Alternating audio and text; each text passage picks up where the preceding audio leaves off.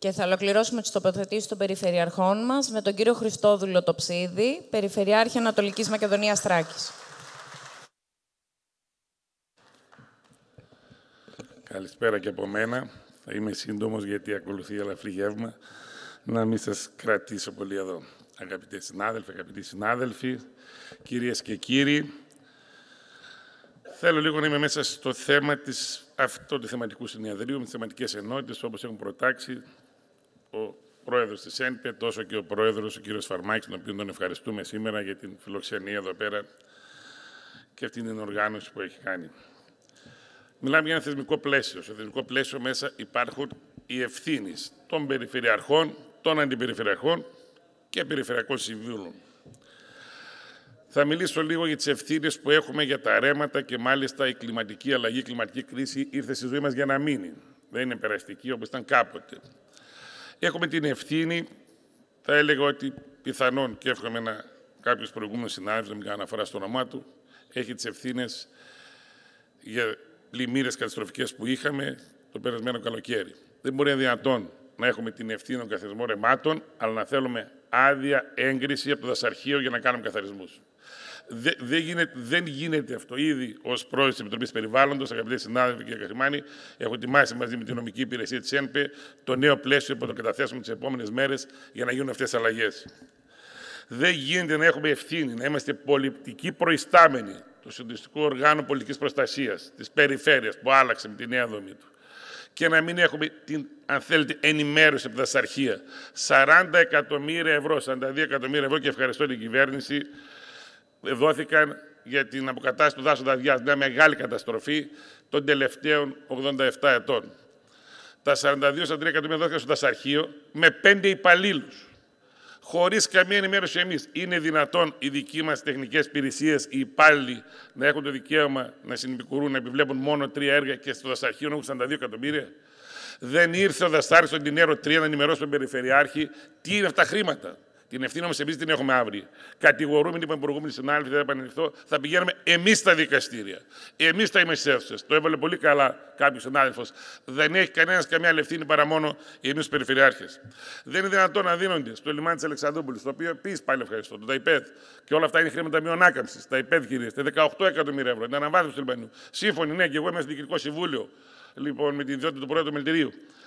Δεν ενημερωνόμαστε. Έρχεται όμως και λέει ο Οργανισμός Λιμένας, θέλω όμως άλλα 5 εκατομμύρια από το ΕΣΠΑ το δικό σου για να συμπληρώσω. Δεν πρέπει να έχουμε ενημέρωση, δεν πρέπει να περνάμε αυτά μέσα από τις δικές μας, αν θέλετε, διοικήσεις. Προβλήματα τα οποία πρέπει να τα προτάξουμε για να αποφύγουμε, όχι να αποφύγουμε τις ευθύνες, αλλά τις ποινικές διώξεις χωρίς να έχουμε, αν θέλετε, την αποκλειστική αρμοδιότητα. Θεσμικό πλαίσιο. Πάμε, μιλάμε για θεσμικό πλαίσιο. Αναφέρθηκε από την Πρόεδρο. Προσωπικό. Πραγματικά. Το προσωπικό εμείς για τη δική μου περιφέρεια, 1.863 άτομα ξεκίνησε το 2010, μέσα σε 14 χρόνια είναι 800 άτομα, περίπου το 50%. Με αποτέλεσμα, στο σύντομο χρονικό διάστημα που βγαίνουν και σε σύνταξη κάποιοι, θα μείνουμε στα 600. Δεν μπορούν να στελεχωθούν όλες τις θέσεις, καμία θέση. Δεν υπάρχει θέση σήμερα που μιλάμε, με την κινητικότητα που έγινε, φεύγει ο προϊστάμενος από την ΠΕ Ξάνθη της πολιτικής προστασίας. Δεν έχω να τον πληρώσω. Δεν είναι δυνατόν. Τα προβλήματα που ξεκινάνε, είμαστε, ξέρετε, σε κάθε περιφέρεια, το είπα συντάξει, δεν επαναλαμβάνω τα ίδια, έχουν ιδιαιτερότητες. Είμαι σε μια περιφέρεια που γειτονιάζει με 2 χώρες, Ελλάδα-Βουλγαρία. Και αυτή τη στιγμή έχουμε 7 πύλες εισόδου. Δεν υπάρχει καμιά άλλη περιφέρεια που έχει 7 πύλες εισόδου. 4 πύλες εισόδου και μια ενεργή 5η είναι ο σιδηρόδρομος του Πυθίου, είναι στην περιφερειακή κοινότητα Εύρου. 7 κτηνίατροι. Όλοι από μία πύλη εισόδου τους βάλουμε. Θα πω για το Πάσχα που μας πέρασε, να κάνουν ελέγχους. Γιατί αν περάσουν τα αμνιορύφη, θα περάσουν είτε από εκεί τον Προμαχώνα, θα πάνε στο κέντρο, πάνε στην Αθήνα, δημιουργούν προβλήματα. Πώς να τα ελέγξουμε αυτά, με ποιους ανθρώπους? Δεν υπάρχουν δυνατότητες. Και μια και λέω στο κομμάτι αυτό, πρέπει και εμείς οι συνάδελφοι, βάζω εδώ πέρα, γιατί καταγράφονται στα πρακτικά, μπορεί να μην είναι συνάδελφοι μέσα στην αίθουσα, και εμείς να συνεργαστούμε. Οι 13 περιφερειάρχες. Ήδη πήραμε μια πρωτοβουλία ως νέος, αν θέλετε, από τους νεότερους περιφερειάρχες. Είμαι σε αυτή την ΕΝΠΕ της Ενέωσης Περιφερειών και κάναμε την περασμένη εβδομάδα μια τεχνική σύσκεψη, μια τεχνική κουβέντα με τους γενικούς διευθυντές, και ευχαριστώ στο πρόσωπο όλους τους περιφερειάρχες που διαθέσατε τους γενικούς διευθυντές μεταφορών. Έγινε μια σύσκεψη στην περιφέρεια Ανατολικής Μακεδονίας και Θράκης, παρουσία της Υφυπουργού, Ξέρετε, φέτος εμείς ονομάσαμε το έτος οδικής ασφάλειας στην περιφέρειά μας και κάναμε διάφορες δράσεις στο κομμάτι αυτό. Και έγιναν ανταλλαγές στοιχείων, δεδομένων, καλών πρακτικών που εφαρμόστηκαν σε άλλες ΠΕ. Και έτσι λοιπόν να μπορούμε να έχουμε γρήγορα και εμείς ως νέα διοίκηση αυτές τις καλές πρακτικές.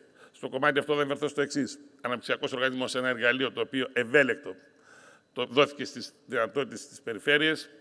Εμείς έχουμε 300.000 μια σύμβαση με τον Αναπτυξιακό Οργανισμό της Περιφέρειας. Ζητήσαμε 4 ανθρώπους να διεκπαιρεώσουν τη σύμβαση αυτή και μας απάντησε μόλις χθες του Υπουργείου Εσωτερικών ότι λέει δεν είναι δική μας αρμοδιότητα αυτή για τις προσλήψεις που θέλει να κάνετε, πρέπει να πάτε στο αποκεντρωμένο.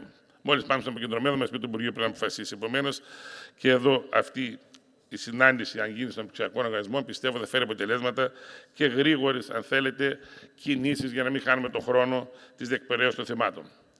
2 θέματα, γιατί ο κ. Χρυμάνης είναι έμπειρος πολιτικός, έχω μιλήσει και άλλες φορές, για το κομμάτι της αγροτικής ανάπτυξης, που είναι η δεύτερη ενότητα. Κύριε Χρυμάνη, πρέπει να διεκδικήσουμε χρήματα για αναδασμούς. Χωρίς αναδασμούς στη χώρα μας, με μικρούς κλήρους, 1 και 2 στρέμματα, δεν γίνεται ανάπτυξη στην αγροτική πολιτική. Κάναμε κουβέντα, οι πόροι δικοί μας δεν φτάνουν. Με ένας αναδασμός, να πω, μόλις, μιας κατάστασης 20.000 στρεμμάτων, 10.000 στρεμμάτων, θέλει πάνω από 10-15 εκατομμύρια ευρώ, αν δεν επατώμε. Αμέσως μετά τους αναδασμούς πρέπει να κάνουμε δευτικά έργα. Πρέπει να κάνουμε φράγματα. Πρέπει να κάνουμε όλα αυτά τα έργα τα οποία δεν φτάνουν τα δικά μας χρήματα, ούτε από το ΕΠΑ, το πρόγραμμα Δημοσίων Επενδύσεων, το πρώην και τώρα πρόγραμμα περιφερειακής ανάπτυξης, αλλά και πολλά από αυτά δεν μπαίνουν, αν θέλετε, στο ΕΣΠ. Επομένως, πρέπει να γίνει ένας γενικός σχεδιασμός στη χώρα μας, που για μας, αν θέλετε, στη δική μας περιφέρεια, είναι ο πρώτος πυλώνας ανάπτυξης, ο αγροτικός τομέας. Δημογραφικό, να μπει κάποιος, αφορά την θεματική ενότητα, αφορά. Είναι διαφορετικό το δημογραφικό και μέχρι εκεί θα μείνω, δεν θα επεκταθώ. Στην Θράκη και στην Ανατολική Μακεδονία και διαφορετικό το δημογραφικό στην Κρήτη, στην Πελοπόννησο, αν με συγχωρήσουν οι συνάδελφοι. Δεν μπορεί να κάνεις ανάπτυξη, ούτε αγροτική πολιτική, αν δεν έχεις ανθρώπους. Μιλάμε για την ανάπτυξη που όλοι γνωρίζουμε. Οι δείκτες στην ανάπτυξη μετρούν το ΕΠ. Έχει αλλάξει, ξέρετε, τώρα μελετάτε μια διαδικασία στην Ευρωπαϊκή Ένωση και ο δείκτης ανάπτυξης της ευημερίας, όπως λέγεται, θα είναι ο κοινωνικός αντίκτυπος. Τι σημαίνει αυτό? Αυτό σημαίνει πόσο, και μάλιστα έχουν μπει οι 17 βιώσιμοι στόχοι, τα 17 χώρες γνωρίζουν, έχουν αναγνωριστεί από 182 χώρες στον ΟΗΕ, που σημαίνει ότι δεν είναι μόνο ο οικονομικός δείκτης, είναι και ο κοινωνικός δείκτης, που είναι τι προσβασιμότητα έχουμε, τι υγεία έχουμε, τι παιδεία έχουμε, τι μεταφορές έχουμε, μια σειρά από όλα αυτά τα πραγμάτων, και έτσι λοιπόν θα είναι η ανάπτυξη σε μια περιοχή. Επομένως, εάν εμείς δεν προτάξουμε κοινωνία, οικονομία και περιβάλλον, αυτούς τους 3 άξονες, με μια προτεραιότητα, αν θέλετε, ανάλογα στον κάθε αυτόν τομέα, δεν θα μπορέσουμε να έχουμε αυτό που λέμε στο επίκεντρο των άνθρωπων και τα αποτελέσματα σε αυτήν την περιοχή, τουλάχιστον, που εγώ εκπροσωπώ. Επίσης, ακούστηκαν λέξεις και πραγματικά από την Υπουργό, μιλούσαμε πριν 4-5 χρόνια, θα πω και περισσότερα, και ανατομία. Ήταν μια λέξη που έμπαινε παντού σε όλες τις συζητήσεις, σε όλες τις έρευνες, σε όλα τα συνέδρια. Μετά περάσαμε στην εποχή του COVID στην ψηφιοποίηση. Πραγματικά έγιναν βήματα. Η γραφειοκρατία κατά ένα μέρος εξαλείφθηκε με την ψηφιοποίηση. Πάμε τώρα στην τεχνητή νοημοσύνη. Πρέπει και εδώ πέρα, πολύ σωστά το έβαλε ο Υπουργός, να δοθούν εργαλεία και να δώσουμε και εμείς ως προτεραιότητα την τεχνητή νοημοσύνη. Μας ακολουθεί η ρομποτική. Έχουμε μια σειρά από νέα δεδομένα που δεν πρέπει και εμάς να μην μας βρουν, αν θέλετε, συγχρονισμένους με αυτές τις νέες πρακτικές. Θέλω να πω το εξής, ότι εάν πραγματικά δεν, όπως βάλαν και άλλοι συνάδελφοι, μας επιτρέψουν να έχουμε την αυτονομία με όλους τους ελεγκτικούς μηχανισμούς, δεν είμαι και εγώ από αυτούς που θέλουν να υπάρχουν ελεγκτικοί μηχανισμοί, να λειτουργήσουμε καλύτερα, και το λέω για όλες τις πολιτικές κυβερνήσεις. Εγώ έχω πει δεύτερη φορά, λέω πρώτη φορά εκλέγομαι, πρώτη φορά ασχολούμαι με την πολιτική, θα έλεγα, να πάμε πάλι στο μοντέλο του διορισμένου περιφερειάρχη. Το αλλάξαμε το 2010. Εάν αυτό δεν είναι μοντέλο διαχείρισης σωστό, οι ίδιοι αποφασίζουν, οι ίδιοι νομοθετούν, οι ίδιοι να πούν αυτά τα πράγματα. Δεν θέλω να κουράσω άλλο, θέλω να ευχηθώ καλά αποτελέσματα στην αυριανή και σημερινή συνεδρίαση και θέλω να πω μόνο το εξής. Εγώ τουλάχιστον, γιατί πρέπει να λέγονται κάποια πράγματα μέσα στην αίθουσα, γιατί υπάρχουν τα πρακτικά, θέλω να πω την καλή συνεργασία που έχουμε εγώ προσωπικά και οι συνεργάτες μου, με τον αναπληρωτή Υπουργό Ιστορικών, τον κύριο Λιβάνιο, ο οποίος στο πρώτο χτύπημα του τηλεφώνου έχει απαντήσει σε όλα τα τηλέφωνα. Και πρέπει αυτά να λέγονται και οι καλές πρακτικές όπως και οι κακές.